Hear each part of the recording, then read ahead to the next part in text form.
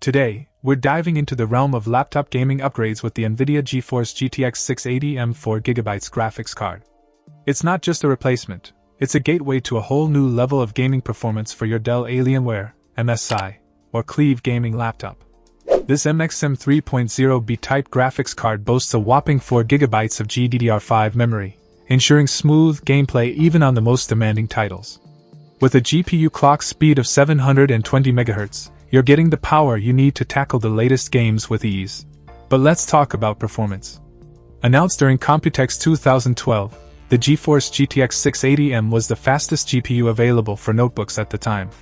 Even now, it holds its own against newer models, providing DirectX 11.1 compatible graphics that rival even the Radeon HD 7970M.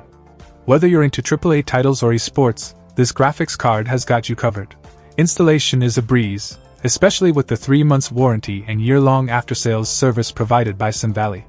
Plus, with over 10 years of experience in laptop graphics cards, you can trust in their expertise.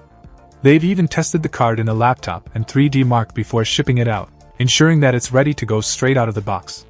And if you run into any compatibility issues, their professional tech support team is always on hand to help.